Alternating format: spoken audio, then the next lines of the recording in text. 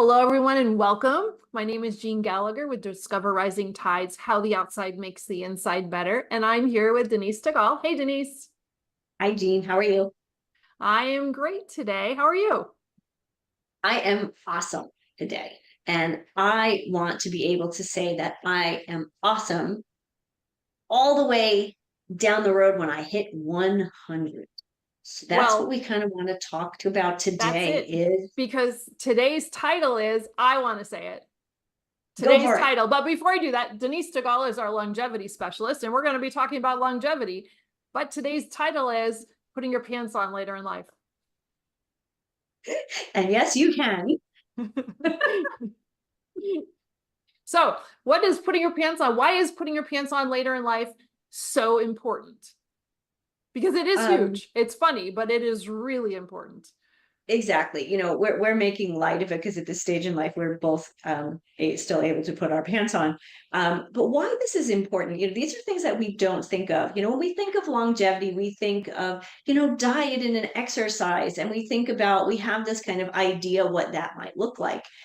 We forget about some of the little things that can actually affect how you do live through the decades. And if you have no balance, if you think about it, we were just talking off camera. You recently had hip surgery, and so just even after that, putting your pants on is a bit of a challenge.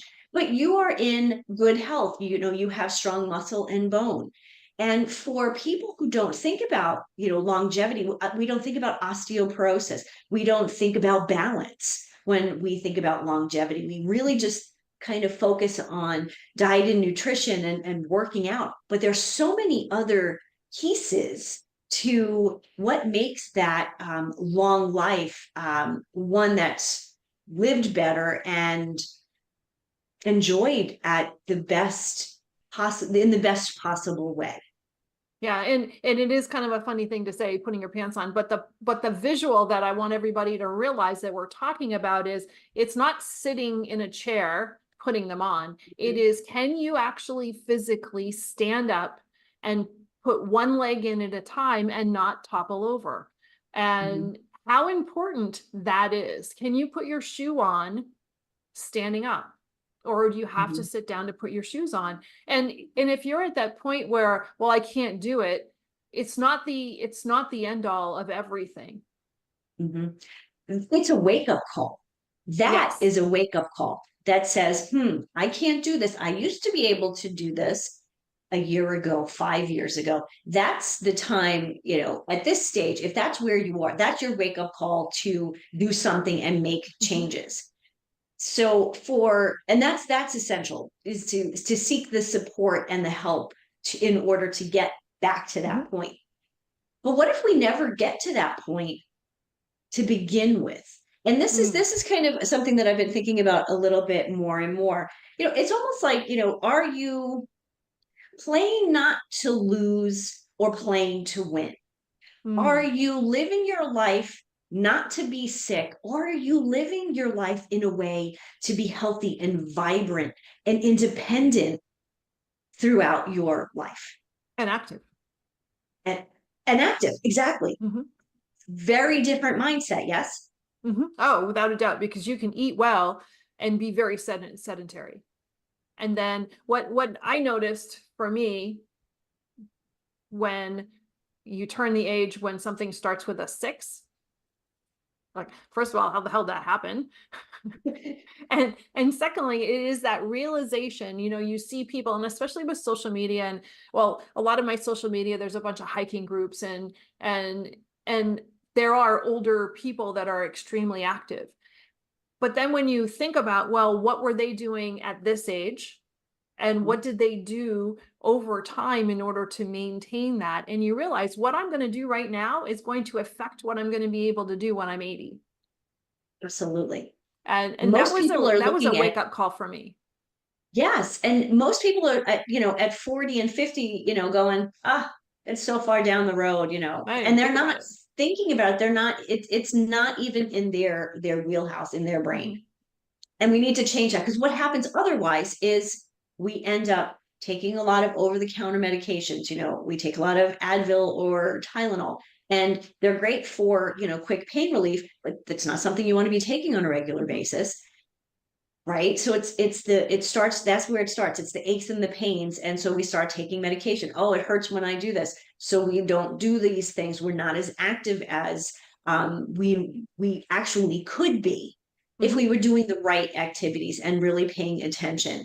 And sometimes, when you have an ache or a pain, when that starts, that again, that's kind of like your wake up call. Your body is telling you something's not quite right. And maybe it's, maybe you're overweight, maybe your shoes aren't, you're hiking, but you're hiking in sneakers, in running shoes. I see people doing that all the time. Or actually what I see people doing a lot nowadays is like on vacation and everywhere they go, they're in a flip-flop. Right. Flip-flops, 'Cause everybody. there's a lot of support in that. They're for the pool, the beach, and the shower when you're, when you're in college, in high school. Okay, that's what the flip-flop is for. Right? Proper footwear is important when it comes to the way you walk, your gait, your stride. I mean, even the way your toes, kind of grip it at flip-flops. You can't walk normal like that. Podiatrists love the flip-flop. It's making them a bomb. But, again, these are things that people aren't even thinking of, but these are things that can affect them long term. If you're walking around in flip-flops, every day now, how are you possibly going to be, hiking up a hill? I have a little hill up here. How are you going to be walking up that hill when you're 60 if your feet hurt and, you've had bunions and all these things that have happened that are not normal? People say, oh, it just comes with age. It's not completely true. One of the things that I had to get my head wrapped around is the commitment. And so when I started this, through time, been riding my bicycle a lot, and that commitment of riding, and then the season changes, and then there's some inactivity and you have to recommit again. And then the guilt that comes around with, it's such a head case, the guilt that comes around when you're off season and you're not doing anything, and then restarting. And so I really had to wrap my head around the commitment of building muscle. At this point, I don't have a choice. I have to continually do this. And so finding an outlet for me was really very important. And I'm incredibly fortunate that there happens to be, when people say CrossFit, you think that they're throwing tires, and that's not true.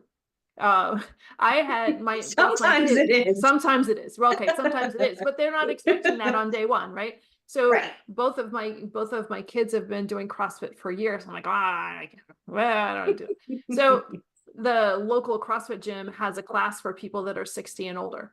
I'm the youngest person in the class. That is amazing. The oldest person in the class is just wonderful Annie, and she's 94 years old. The doctors told her a few years ago that she would never reach her hands over her head. And Annie can take a dumbbell and she can press it above her head. It's the most incredible thing, because the doctors said it doesn't mean it's actually true, but it took commitment and hard work, and Annie shows up every day. Does Annie do the same workout that everybody else does? No, it's modified. So everybody's workout is modified. And I commend Cinnamon every time. She's the coach and the owner of the place. And she, with the group, sometimes when all 10 or 12 of us are there, she's got 4 or 5 different programs going at once. But the activity that happens is setting people up for the ability to get off the floor if you fall. Right. Absolutely. And I think the activity piece, as so many times people will say, oh, well, I walk.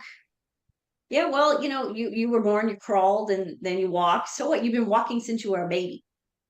Walking is great, but it's not your have all be all. You're not gaining muscle by walking. Now, you're not losing a ton either. However, starting at age 35, we start, especially women, we start to lose muscle mass. Mhm. If you're constantly losing muscle mass and you're not doing anything to build it, what happens?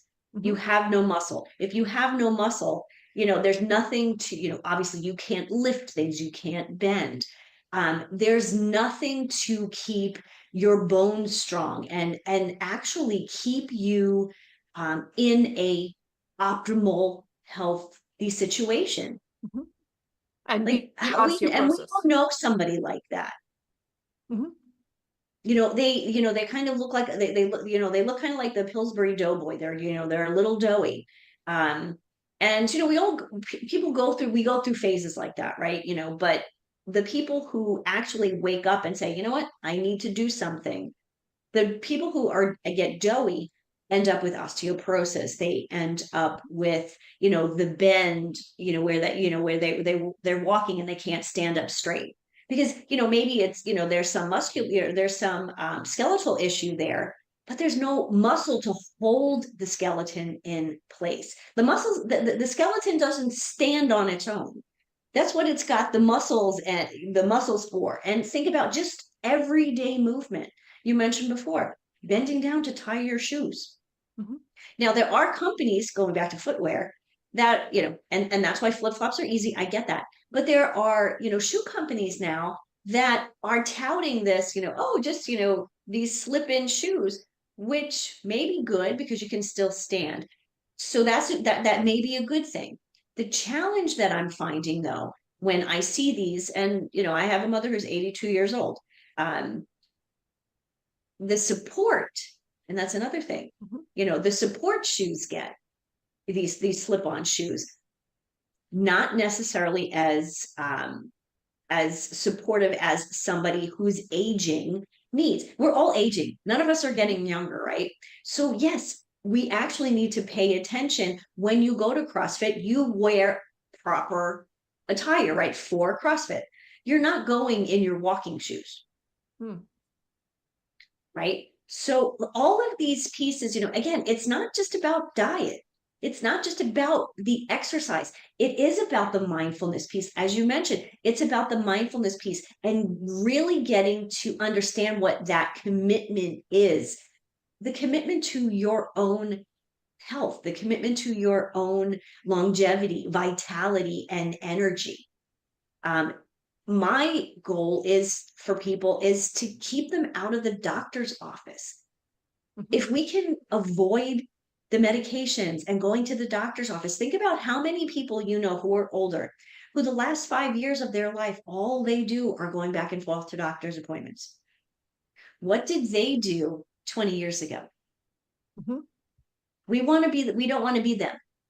We want to be the person in 20 years from now. We want to be like your 94-year-old friend, Anna. Annie. Anna? Annie. Annie. So the goal here, about, we joked earlier about putting your pants on as you get older. How many people, I want to know, how many people can actually stand on one foot and have the balance? And this is today. I'm not talking about the 84-year-old. I'm talking about me at 53 and you at 60. Mhm. Some number starting with 60. We can do it.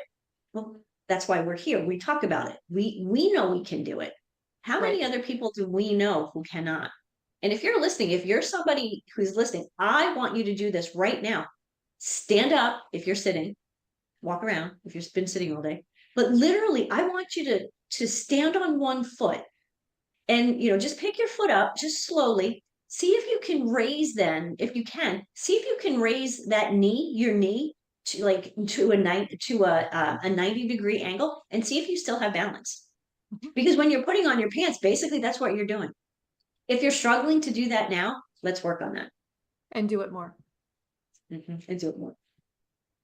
Thank you, Denise. This is really important, and we could probably talk about this for the next 45 minutes, but here's a quick segment. And if anybody would like to get some more information and really dive into this, reach out to Denise, and she's more than happy to have that personalized conversation with you. Hello, everyone. This is Jean Gallagher, Discover Rising Tides, and I want to just take a moment to talk about my friend, Denise Stegall. I am honored to call her as a friend, and I'm so grateful that she She gives us her insight during our shows, each show, and talks about healthy living, eating real food. You hear Denise say, eat real food a lot. Well, she means it, and she knows what she's talking about. She is an amazing healthy living coach, curator at Living Healthy List. And if you ever have any questions about what is real food, why does it matter? How does that apply to me? How do I change? What do I need to do? How do I even create a healthy living shopping list? Make sure that you call her. She is your healthy living coach. And you can find her at healthylivinglist.com. Hello and welcome. I'm Jean Gallagher with Discover Rising Tides, How the Outside Makes the Inside Better. And thank you so much for listening. I'm really excited to introduce Moni Singh. Hi, Moni. How are you? Hi, Jean. So good to be here. Oh, it's really great to be talking with you as well, and I'm looking forward to the conversation. Before we dive in, give us a little bit about your bio, and then we'll get started. Sounds wonderful, Jean, and thank you so much for having me here. For me, I just, in a couple of nouns, right? I'm an entrepreneur, I'm an engineer, I am a mother, an author. Maybe that's all. So for me, No, really, that's all? Oh my gosh, that's a lot. I think I love how you describe yourself as a curiosity seeker, right? For me also, it has been all about just learning, growing, figuring things out. I mean, you can't be static. So for me, the journey has been just like that, constant learning. And so you started as an engineer, and we're going to dive into that just a little bit. And what are you currently doing now? Yeah, so my life started as an engineer in corporate world, and then I moved into education space. And now I'm the founder of STEM for Kids. So we have this educational platform that's available globally. We help educators, teachers get into more hands-on learning with their students. And all along that pathway, I feel like there's so much I've learned, gone through lots of ups and many downs. I think it's more downs than ups, and I think that those downs, those dips teach you a lot. And I think Yes, that's what just kind of keeps things going for me, really. that is the entrepreneurial roller coaster for sure. Just when you think it's going good, all of a sudden you're at the peak of that roller coaster, and I like Shadows come, shadows down. I like to call it the rebound rate. So how quickly are you able to get out of that dip and recover? For me, I found that I made that transition from corporate to being an entrepreneur as a financial advisor, and my recovery rate or my rebound rate in the beginning was really very slow. Pretty much like I threw my pen across the room and I'm like, oh, I'm never going to do this damn thing again. But as time goes on and you become tougher and you really dig down to your why are you really here, it helps that rebound part.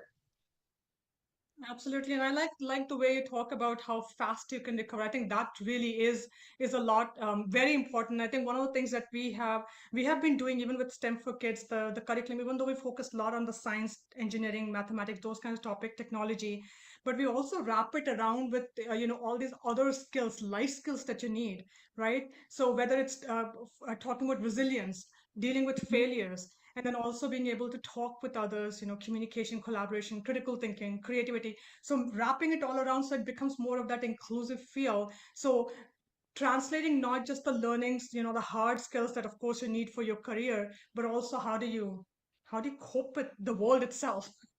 And Mhm. so yeah. So, so as an engineer, what did you do and how did you end up in education? Yeah, great question. So for me, I'm going to take a little step back, right? So I Mm, grew up, I was born in a community in India where women hardly could, basically we went to school only to the point where you can get to marriageable age and then you marry and then you kind of take care of your family. So that's the way most of my cousins and everybody else. My parents were a little bit different and they said, you know what? Education is important. So I was able to educate myself to my heart's content, thankfully. And mm, so here I am. And engineering, by the way, was something not for women at all. And I had going into that field, there were lots of struggles just figuring out because women don't go to engineering schools. I mean, it was really bad in those days, at least. Things have changed quite a bit, so that's great.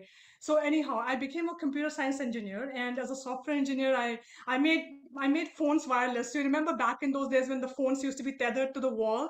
So I Yes. was part of kind of getting them to become wireless. After that, there were satellite telephones. They were big, bulky phones, but I was part of the satellite telephony, and then getting data to our homes, getting data to our schools and businesses, all that stuff. So I was part of all of that. It was super exciting. And then around that time is when I said, you know what, I have to switch a little bit. Did my MBA, actually went to Duke here, and changed trajectory, became manager. And back then it's all about, hey, I have to grow. My title needs to keep growing, right? So you kind of began with software engineer, then senior software engineer, and then I'm on a different trajectory. I become manager, senior manager, director, senior. Like, okay, it's kind of going, but then I felt like there's something still missing in this whole equation, right? You can do a lot of different things. Title growth is fine. I mean, you're growing, you're learning a lot as well. Um, and it just at some point in time I realized that this is not the right happiness I'm looking for. It's not giving me the satisfaction, even though I'm learning a lot.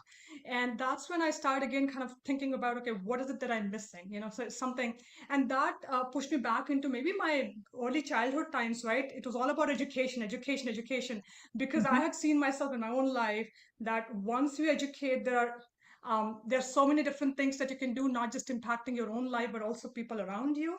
And maybe there's that part of me which got me back into education. My little kids used to get so, I mean, I used to go to so many factories. And a last part of my corporate career, I was actually in supply chain operations. So I would actually go visit factories all around the world to look at, whether those suppliers are good for our companies or not, things like that. And I would look at these robotic arms kind of spinning at parts, like, and I would take those pictures, little video clippings. I'll show it to my kids. They were 6 and 7 years old, I think, very little at that point in time. And they used to get so energized. And I used to feel like so good too, like almost a kid in a candy store, right? I felt like this is my place, really. All this new stuff. So yeah, I think that kind of there was that, and there's some other elements, but kind of those got me, into education space. Was it really, what was it like to come to that moment where you realize that your career and everything that you worked so hard for to climb up the ladder of the corporate world, because that's what it seemed like you were supposed to do? Was there a realization at some point in time that you spoke about it quickly, but I wanted to dive into it a little bit more, because I know that people that are listening or that have gone through similar situations or thinking about that, when you go, this is what I've really attained for, but there's this quality Yeah. of life or something that's missing. Was that really difficult to realize, but then also difficult to take action on? Yeah. So it's both those things. So I think going back to realization, right? I'll tell Mhm. a quick story if that's okay. Yes, So please. this was again during during my supply chain days. I had a wonderful opportunity of going to Israel to Mhm. meet with one of the suppliers there. Beautiful place. And so I was actually, so this is, um, like a little bit of geography, right? So you have Israel, you have Jordan. In between, you have Jordan River that kind of flows through. So we were like going, of course, I was doing all the things. And then we also had some time built in just to look at different places. So I had an opportunity to go to the Dead Sea. And the Dead Sea is basically Jordan River flows in, it goes to Sea of Galilee, flows out, and then goes into Dead Sea. So it's the same Jordan River that kind of goes up and down. So I was in the Dead Sea, floating on the Dead Sea, and it's my engineering mind at night time, right? It's like super like stoked because you are literally just bobbing up and down like a cork, right?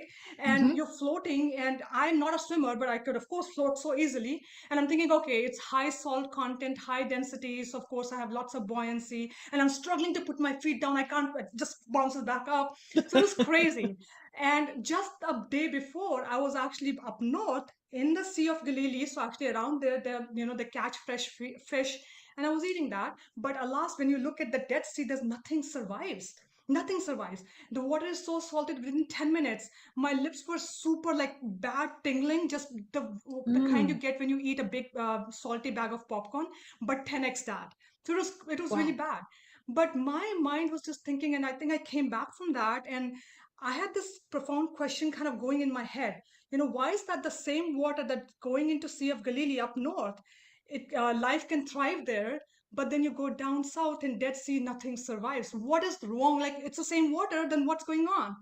And so I had some more in-depth conversations with myself about that, and I realized, in any kind of environment you're in, there has to be inflow and outflow. So in Sea of Mhm. Galilee, water is coming in, water is coming out. But when water reaches Dead Sea, there's no outflow. Nothing comes out of the Dead Sea. Mm. And so what happens is they're so rich in minerals that nothing can survive. And that's when I said, you know what, when it comes down to even your personal lives, your professional accomplishment, there has to be something not just coming in, but also going out. And that's when I Wow. thought that, doing all that I was doing for creating shareholder value, it's great, it's fine, but it was not cutting it for me. And there was more I needed to do. So that's where I started. Then I started to volunteer in the community a lot more. I became the chairman of our Wake County, which is one of the biggest counties here in North Carolina. I chaired the Commission for Women, and I was working with different organizations, organizations like victims of domestic violence and all those different things. And you start to get a different perspective in life, right? And Mm. that actually, that coupled with, of course, my curious mind about science and technology, finally gave me that pathway that, okay, you know what, I have to go on a different path, which creates more impact, more social. So that's my STEM for Kids basically is a social entrepreneurial venture. It allowed me to really magnify that impact and take it to a lot more people, right? Whether it's children, their educators, because we trained educators, and being able to impact so many communities. So I think that was one of the missing elements, right? So I feel like my life has been about just this pursuit of happiness, right? And initially, I used to think it's more about just learning and growing. But then I said, no, it's also impact. How many lives are we able to touch? And I Mm. think that was the biggest element. Now, the second question you asked was, how hard is it to get out of it once you realize, right?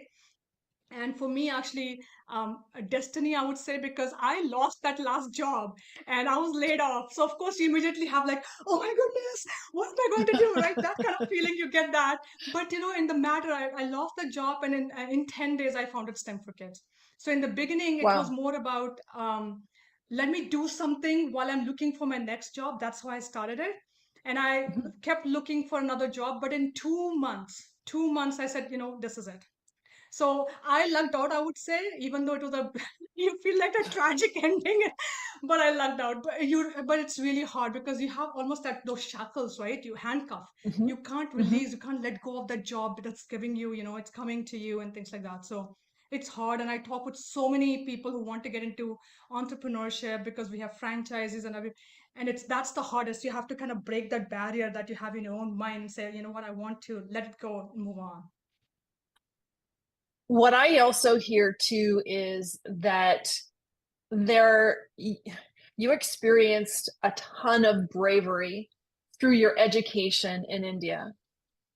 And in the bravery of starting a new company as well, especially, it's easier to get a job. It's just easier to get a job. It's hard to find a job, but the transition from, yes, you've been laid off and now you emotionally going through that process of nobody loves me anymore. And but the action of getting a job is takes less, it's easier. The but changing everything, that takes a ton of bravery and determination that you showed during your education process. I think so, because I think the growing up part, when you're doing things which normally girls don't do, and my parents were really very empowering in that regard, right? They would keep saying, "Moni, you're a girl." People around you, even your relatives, will say there are things you can do, you cannot do, but remember, you can do anything that you want to, right? So I think there was that empowering mindset that I grew with. Maybe that helped me a lot, and that's Mhm. one thing I realized when I was working with as the chairman, the Commission for Women, that there's so many people who are intelligent people out there, right? But and they put a lot of effort, but it's that opportunity they lack sometimes because of sometimes these mindsets, right? They feel stuck, and and that, I think it's very profound when you are actually in that situation where you can be like Jordan River that's flowing in, and there is inflow and outflow, right? You can kind of do that and balance it out. I love that analogy, and I've honestly never thought of that before, but it is so evident that when you are on a project or you're doing something that is serving a purpose, how it's affecting other people on the other side is so important. Yeah. So tell us about STEM for Kids. What is that? And how did it come about? And how has it changed? And what has it developed into? So STEM for Kids has been all about just impact, right? I mean, when I so basically what STEM for Kids does is it provides resources for educators. We train teachers, people who want to get into education business, and we train them on how to get into a business, how to do activities in science and engineering, different kinds of curriculum. We have developed lots of different curriculum, like this one actually is aerospace engineering, but basically all kinds of engineering programming, whether it's aerospace, mechanical, computer programming, artificial intelligence, you name it, like all different things, but basically bringing it in a very hands-on way so children can really like manipulate things, right, as opposed to very theoretical. Like when I look back to my school experience and I talked with so many parents, they say the same thing. Learning has been so theoretical, we didn't really enjoy that part, so we make it very hands-on. Children are always like experimenting, they're building something, they're creating, so they're engaged all across. So that's the kind of model we created, and this was 12 years ago. uh, Mm. Back in those days there was no like we did not see too many hands-on activities going on at all. There were not many enrichment programs outside for children. Like you could find swimming classes, you could find soccer and all those things, but nothing around these robotics or engineering kind of programs. So it was trying to build that up, because I knew that this is something we need to start getting into children, getting them engaged with these fields and these topics very early on. So it was a little bit of a battle too, because again you were kind of changing things a certain way. But it's great. I mean, looking at 12 years now, I mean, if you look now, many of the schools, so many school districts have adopted STEM, they kind of embraced it, and so it's wonderful that way. For me personally, just the impact when I look at there was this middle school girl, her name is Essence, and she was doing one of her computer science programs, and after completing the program, in the end she came to me and said, you know what, I never enjoyed science before, but now I'm enjoying science and my grades are improving. I'm like, you know what, this is the essence Wow. of what we do. So and then we had an educator. She was already teaching, and she wanted to get into her own business. She came on board within 3 years. She was able to grow her business up in Wisconsin area, Illinois, Wisconsin area, to 25 locations, 27 staff, and Wow. whatnot. Inspiring children. She felt like she was being so impactful, being an educator, but in a different setting now. So it's Mm. stories like that. We had a company. Think about a company like Boeing, right? They found a way to impact children when they partnered with one of our franchisee in Dubai, and creating more social responsible on the world. So we had like different kinds of impact in different ways, but at the end of the day it's about impacting as many children as we can, through these educators, the teachers and people who want to do this in their communities. Wow. And so you mentioned Dubai, so you are global.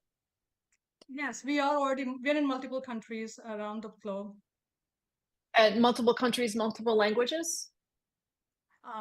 We offer our programs are in English, but of course, Mhm. I mean, like our franchise in Ethiopia, they use our English instructions, but then they are providing sometimes the lessons in Amharic, in their own local dialect. So yeah, I mean, we are in different parts of the world, and basically whatever works in that community, because we have local people who become the business owners, so they can take that and kind of do it in their own dialects. Oh, that's fascinating.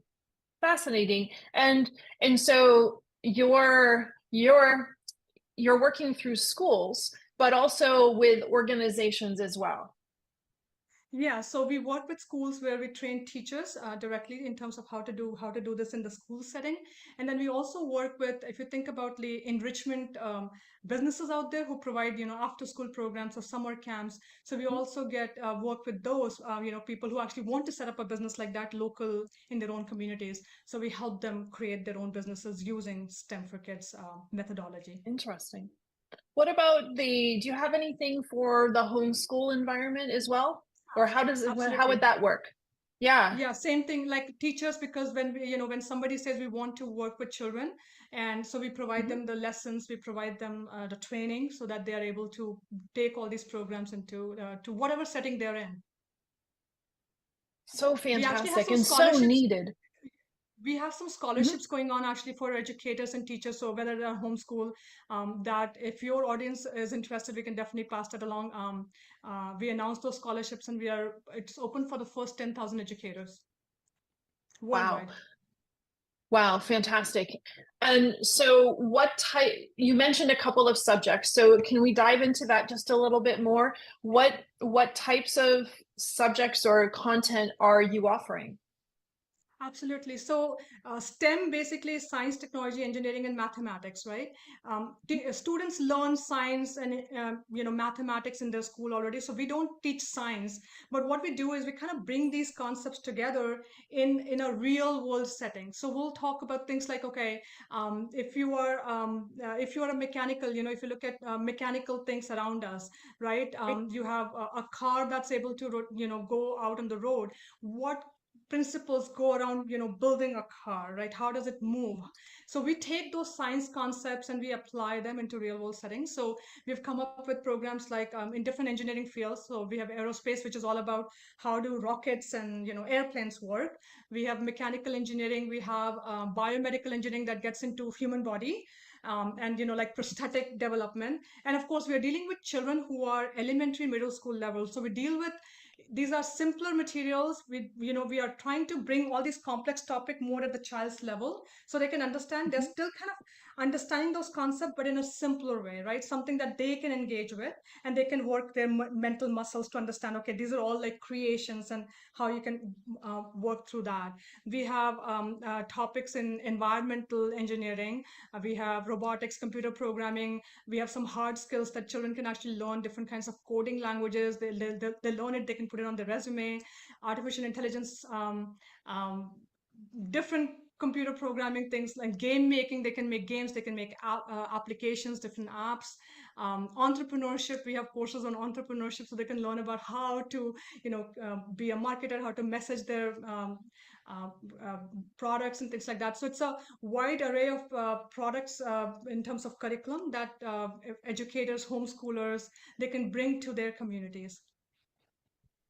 This is so needed from a couple of different aspects. And so the energy that your program brings must bring to teachers, because it is exciting to see these kids learn outside of what would be considered the normal curriculum, Yeah, and and I think the expand on that as well.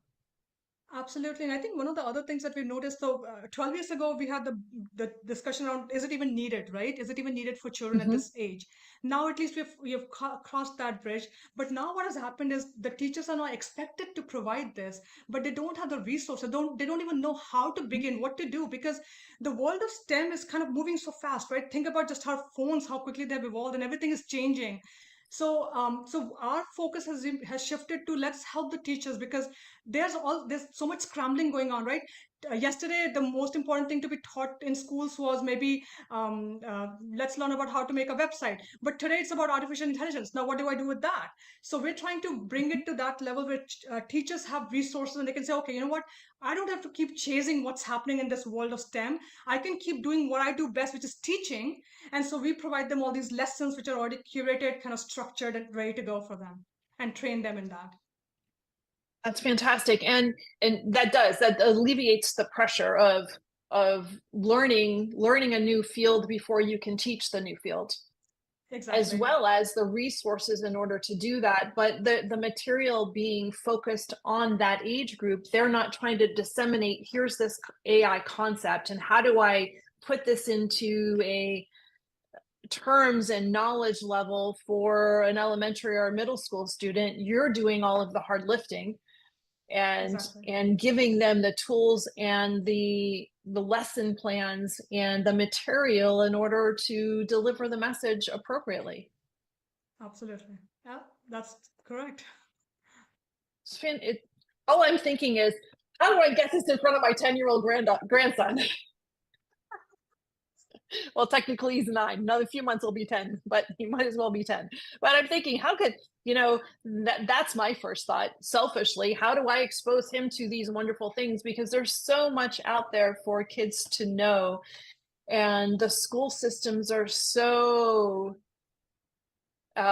stuck in the methods that they've been using, and there's not a lot of money coming into the school system for additional things. Some schools aren't even thinking about STEM and how important it is. And just to be able, so there's two things that are kind of in my head right now. So first of all is our school system in the United States and how that functions, and being able to integrate fresh material with excitement. But also from what you've mentioned, because you mentioned Ethiopia, you're reaching all types of people through your program. Is that correct? Absolutely, like really inspiring all diverse, the inclusivity with all kinds of different people. Absolutely, because that is so critical, right? Mhm. And so yeah, we do that. I mean, in terms of schools, right? Of course, anything that's big, it takes time to make changes, and that's where I see there are so many teachers who come with this entrepreneurial mindset, and they are Mm. so eager and willing to say, you know what, I want to change my classroom. And that's where I think, biggest thing is, if you are ready to make a change, here help is on the way. That's the approach we take. Of Mhm. course, sometimes school districts make a decision at their level and say, okay, let's go, let's do these programs, and we have trained at the district level. But many times it's that one teacher, one homeschool Mm. teacher, or maybe that one person who's ready to make a change in their own life, in their community. They say, I'm going to create a new social, entrepreneurial venture. They start to come in and they create that change, a massive change. Mhm. So yeah. And so if a teacher's listening and they're saying, well, how do I do this for my classroom? What is the process? Very simple. So a website, and I'll provide that to you. But it's Mhm. teach4d.stemforkids.net. If you just go there, you'll see just get started there. We are here. We'll help you out. I'll also provide you the link for just the scholarships. We are doing scholarships right Okay. now for teachers. That makes it even super affordable just to get things going and not have to worry too much about anything else. Just focus on, get those children, impact them right now before they get too old. And the same process would be for groups or organizations, or maybe groups of homeschool groups to Yeah, apply through the absolutely. website as well. Yeah, that one website I mentioned, that they will ask just a couple of questions to get to see which direction they want to go, and then based on that they will be taken in the right pathways.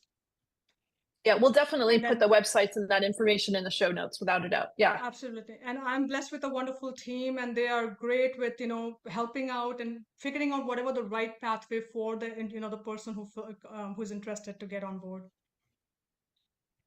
12 years ago, did you ever imagine this is where you would be? No, never. I told you I began thinking I'm just a filler, my time gap till the time I find my next job. I could have never imagined this. And what a huge endeavor to take on for yourself, and to build to such an important service. It comes down to that inflow and outflow again, and how you're affecting people. And so with the responsibility that comes along with that, so managing all of your teams and new concepts, how do you, Moni, take care of yourself? What's the self-care piece for you? Because we're talking about what you do for everybody else, but what I also want to focus on before we leave is to just, how does Moni take care of Moni? Wow, what a great question. Actually, it's a nice, so you're right. I mean, in my own personal journey of the self-discovery, I feel like I'm discovering myself. So, I kept thinking, hey, a title will make me happy. Once you give yourself a CEO Mhm. title, then what else can you do? This is it. So here you are.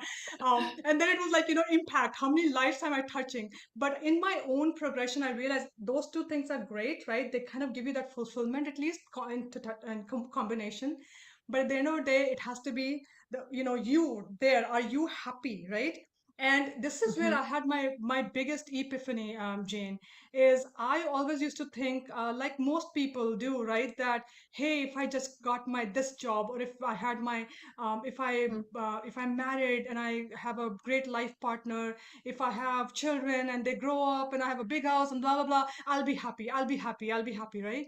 And I realized that no, happiness is not a destination. Happiness is Mm. a choice that you can make each and every single day. And and that's when I realized my quest for happiness ended. It's not a search anymore. It's a choice I can make every single minute, every single day. And that really is the profound reality that I kind of realized in my life. And then I actually developed a hack.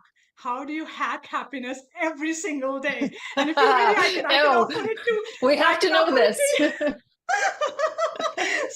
So first of all, I mean, it's very important that we have to really remember happiness is a tool we use to reach our destinations. It's not a destination itself. Okay, so that's number one. Now, how do you get happy? You get a healthy dose of happiness every day. And the dose is here. Here's the secret formula, okay? So, dose, DOSE. Okay, so that's basically happiness is all about, it's a cocktail of hormones that make us happy. Okay, and there's a very easy way to get all those hormones kind of going on. Okay, so D is dopamine. Dopamine is the reward chemical, and you get that when you achieve a goal, when you complete a little task, when you do something which is self-care. Maybe you went and did a manicure or something. That creates that dopamine. Okay, so for example, if you could have a simple task that you have a daily goal, things like, oh, I have to finish 3,000 steps every day. It's not a stretch goal, something you can get a check mark, like Mhm. reasonably fairly easily, right? You have that as a goal every day and do that, and you have that dopamine hit. Okay, so that's number one. um, O is oxytocin. Oxytocin is the love hormone. So this is the hormone that kind of gets going when you're socializing, when you have physical touch, maybe you're petting animals, you're helping others, right? So there are many opportunities, like even doing a work like I talked about, social entrepreneurship, where you're helping, impacting lives. That's one thing. And you have a partner, you have a child, you can hold their hands and just walk outside. That's a touch right there. Socializing. So lots of different ways to get your oxytocin going, right? Um, S is serotonin. Serotonin is the mood stabilizer. It's a calming chemical, right? It kind of grounds you. And you get that by sun exposure, being in nature, being mindful, meditating. Um, and so you kind of, again, just being outside for 5 minutes, 2 minutes, just go outside and kind of soak the nature in, and you get that serotonin going. And E is endorphin. Endorphin is a painkiller. So that you get by working out, exercising, watching a movie, listening to music. Nothing super, time consuming or anything. You can do whatever little thing. Now here's the best thing, right? When I talk with people like, oh, that's going to take too much time. It's so many different things to do. How can you do it daily? I'm like, you know what? Here's a simple thing to think about, right? So for example, if you have a simple goal, um, as I said, set an achievable daily goal, right? For me, it's like 3,000 steps a day. I have to do, that's my minimum, right? So, okay, that's my goal. All I have to do is, okay, I set like 10, 15 minutes in the morning. I can go outside. So I'm in nature. I'm actually doing Mhm. my jogging or whatever outside. I'm completing my steps. And while I'm doing that, if I'm able to, I'll talk with one of my relatives. I'll be on my phone and talking with somebody. So I'm getting my oxytocin going as well, the socializing part. And there you go with just one simple thing, right? 15 minutes outside, doing my jogging, I'm talking with somebody, I'm getting my dopamine because I'm completing a goal. I'm getting my Mhm. oxytocin because I'm talking with somebody. I'm getting my serotonin because I'm out in nature. And I'm getting my endorphin because I'm actually exercising. There you go. You Mhm. can do this every single day, whatever little things work for you. Like when I'm cooking, I may put my music on. You're listening to music. And now here, so you can do different things and kind of get those going. And it really, really helps you kind of keep yourself grounded, calm, happy, and your daily dose of happiness. I love that. Love that. And I'm as you're talking, I'm making notes. I know we talked about it before, but we didn't get so in depth in this. And so I'm just hoping I can read my notes when I'm done because I'm scribbling them down. It's so important. No worries. I can share. I mean, this is something, this I had to spend what 40 plus years to figure this out. But now that I figured it Mhm. out, you can be happy. I mean, there's no reason not to be happy anymore. It's just so And crazy. it's a choice. It's a choice. It's a I love choice. that.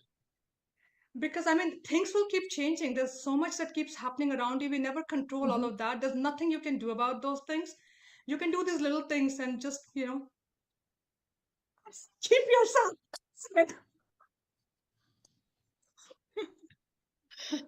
Well, thank you, Moni. Thank you so much for your inspiration. Not only your inspiration on the dose of what we need to do, but your inspiration for what you're doing for kids and empowering educators along the way and giving them the tools to make such a difference, because our children are where we are going to be in the future, and how important it is to spend the time and the energy to develop them and get them interested in something other than staring at their phones, and just trying to trigger those interests and curiosities. So I so much appreciate that, and I thank you for sharing your story and your enthusiasm for what you do. Oh, thank you so much. I loved this discussion, and thank you for having me here, Gian. You're very welcome.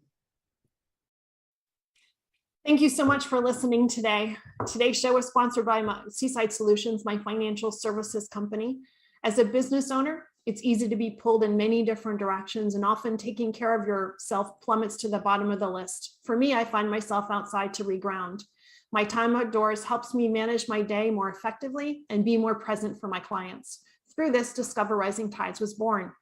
At Seaside Solutions, we truly believe that education is the foundation of financial wellness. Our primary focus is to provide guidance that is designed to help you achieve your long-term financial goals and visions. Working with a plan allows space for doing more things that you love, like being outside to make the inside better. If I can help you create or realign your plan, or if you would like to be added to my weekly newsletter, please let me know. This week's topic was 5 ways to set more achievable goals. Your referral means the big, beautiful world to me, and if I can help, please let me know. And thank you so much for listening, and see you next time.